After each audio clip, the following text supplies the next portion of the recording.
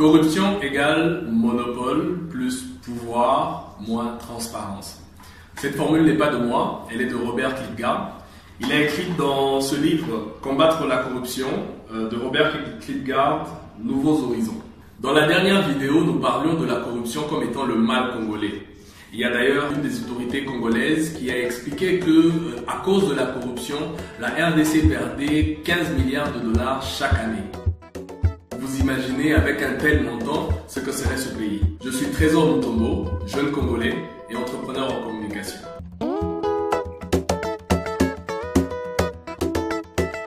Qu'est-ce qui est à la base de la corruption? Comment se développe-t-elle? Et surtout, comment la combattre?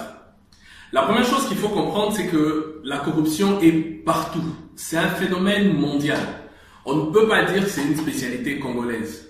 Pour ceux qui suivent les informations, vous avez vu certains pays où des présidents sont déchus à cause de la corruption. On a vu, je crois que c'était l'année passée ou il y a 2 ans, à la FIFA, un grand scandale qui a fait partir des grandes autorités du football à cause de la corruption. Donc on ne peut pas dire que la corruption c'est un problème congolais ou africain. Mais si nous faisons cette vidéo, c'est parce que nous pensons que le problème c'est surtout le fait que la corruption chez nous est généralisée. Elle est systématisée et elle est systémique. C'est là que ça devient un problème. Et tout d'abord, c'est quoi la corruption? Selon l'auteur, la corruption, c'est lorsque un individu place de manière illicite ses propres intérêts au-dessus de ceux des gens et des idéaux qu'il s'est engagé à servir. Il existe plusieurs types de corruption qu'on peut classifier selon différents critères. Par exemple, selon la taille des sommes en jeu, on peut comparer la grande corruption de la petite corruption. La grande corruption, c'est celle qui touche les grandes autorités. Là, on parle des chiffres à plusieurs zéros avant la virgule. La petite corruption, c'est les petites entorses que nous avons chaque fois qu'on sort de chez nous, un policier à qui tu dois donner 1000 francs, ainsi de suite. On peut aussi distinguer la corruption selon la personne qui initie les faits. Dans ce cas-là, on va parler de la corruption active et passive. Il y a aussi une autre forme, c'est la personne qui détient le pouvoir, qui exige, qui oblige à la personne qui requiert un service de lui donner quelque chose. Dans ce cas-là, on ne parle plus de corruption, on parle d'extorsion. Et c'est à mon avis la forme d'ailleurs la plus nocive de la corruption. Plus tard dans la vidéo, je vous expliquerai pourquoi. Il y a aussi une catégorisation qu'on peut faire selon le type de victime, selon les personnes qui sont victimes de corruption. Et là, on a 2 catégories. Il y a la première catégorie qu'on appelle la corruption interne. C'est-à-dire, c'est une corruption qui se fait par des agents de l'État contre leurs propres collègues ou contre l'État lui-même. Et là, on a plusieurs exemples.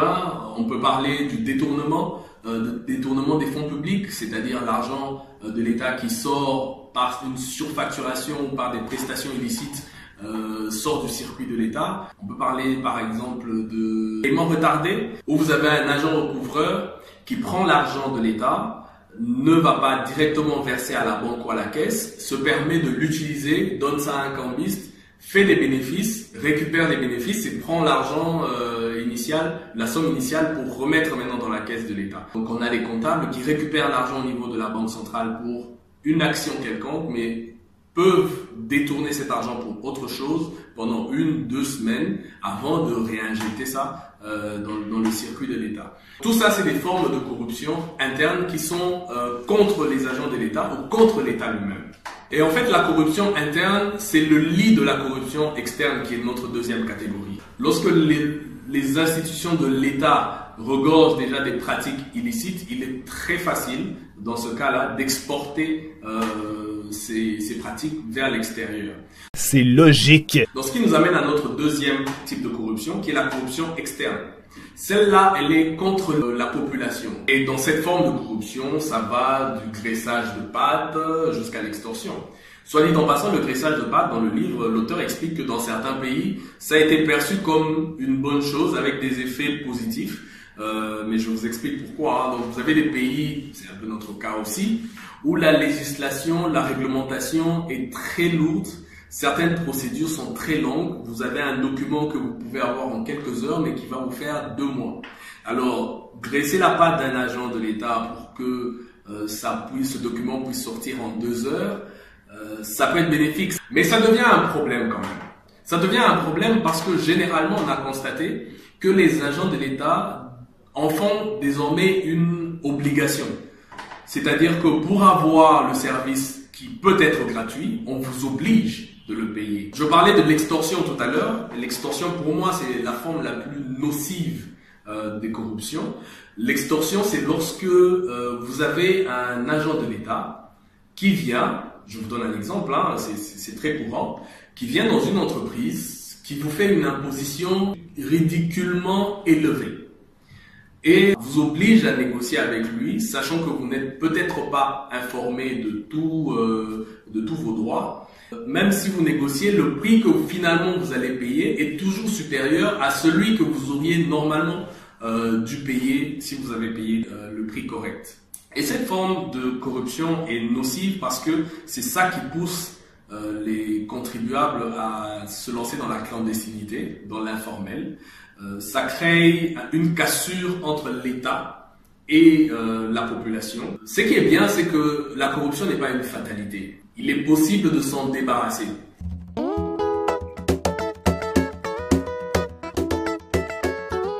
Évidemment, pas totalement, hein, s'en débarrasser en partie.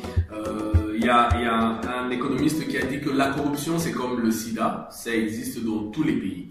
Le seul problème, c'est le taux de prévalence. Donc, notre objectif à nous, c'est de réduire au maximum le taux de prévalence de cette maladie dans notre pays. Et comment y arriver? C'est là qu'on va revenir à la formule. Corruption égale situation de monopole plus pouvoir discrétionnaire, moins transparence. Ça veut dire quoi exactement? Ça veut dire que lorsqu'il n'y a qu'une seule voie pour atteindre un objectif, le monopole, la personne qui détient le pouvoir discrétionnaire pour atteindre cet objectif-là, deuxième point, le pouvoir, peut facilement détourner ce pouvoir pour son propre intérêt s'il n'y a pas de transparence, s'il n'y a pas de contrôle. Donc, trop de pouvoir discrétionnaire développe la corruption, trop de monopole développe la corruption, et lorsqu'il n'y a pas de transparence du tout, alors là, vous êtes sûr que vous avez un pays qui va facilement basculer dans la corruption. Alors, cette formule peut être étendue pour nous amener à comprendre un autre phénomène qui est la kleptocratie. Je crois que beaucoup l'ont déjà entendu. En fait, la kleptocratie, c'est simplement la gouvernance par le vol. Hein. Kleptos vient du vol, cratie, la gouvernance. Donc la gouvernance par le vol, c'est lorsque la corruption a atteint un niveau systémique, lorsque la corruption a atteint son niveau le plus absolu. Et on atteint ce niveau-là comment? On va toujours dans la même formule. Donc la kleptocratie, c'est lorsque il y a une économie non diversifiée, c'est-à-dire qu'il y a un monopole d'un secteur dans ce pays-là. Ça peut être le secteur minier, ça peut être le secteur pétrolier. En fait, ce que les économistes appellent une économie rentière, plus un pouvoir politique absolu, donc une dictature, et que face à ça, il n'y a pas de médias indépendants, il n'y a pas de justice transparente. Et ça, c'est un cocktail qui vous permet d'atteindre la kleptocratie. Voilà, maintenant que vous savez c'est quoi la corruption, vous savez comment on la crée, en tout cas quels sont les facteurs qui la favorisent, vous pouvez commencer à chercher comment la réduire dans votre pays, dans votre entreprise. Dans nos prochaines vidéos, dans les 3 prochaines vidéos, nous allons prendre des cas concrets. Si vous avez une idée par exemple sur comment combattre la corruption à la DGI, DGDA, écrivez-nous, laissez-nous un message, nous allons en tenir compte et nous allons en parler dans nos prochaines vidéos. Merci et à la prochaine.